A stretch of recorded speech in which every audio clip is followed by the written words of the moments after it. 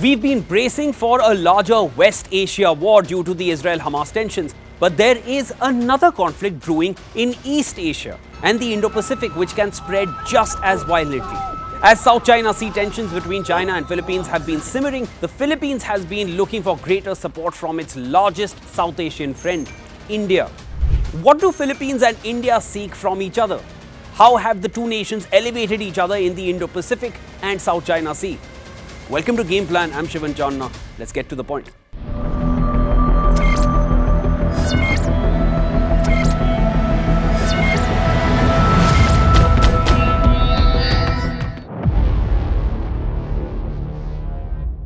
Defense ties between the two nations have blossomed in the past decade and were solidified with the BrahMos deal.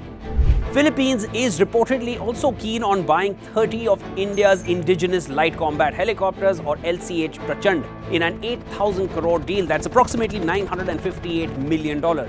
News around this deal started surfacing soon after India completed the delivery of the BrahMos missiles to Philippines. The Philippines is also interested in India's LCA Tejas Mark 1A, the light combat aircraft. There have been reports in the Philippines media that India has offered a local assembly of Tejas Mark 1 naval variant at Philippine Aerospace Development Corp, along with the willingness to provide local assembly as well.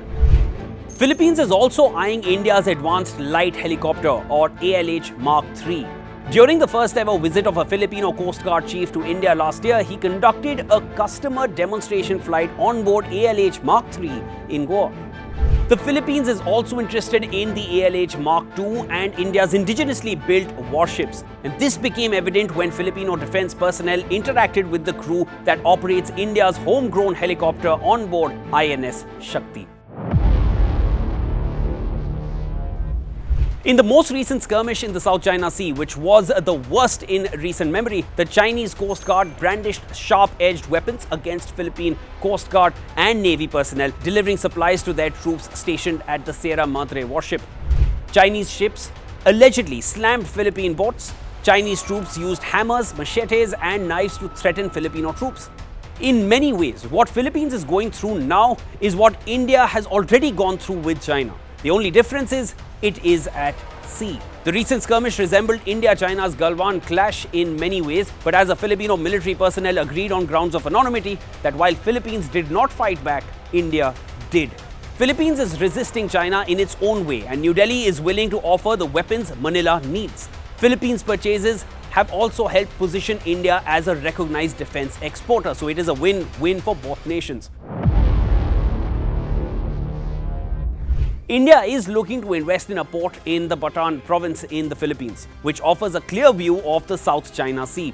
The news surfaced soon after India completed delivery of the BrahMos missiles. Wasting no time, India then sent its guided missile destroyer INS Delhi, fleet tanker INS Shakti, and anti-submarine warfare corvette INS Kiltan on an extended tour of the South China Sea in May 2024 and docked them in Manila.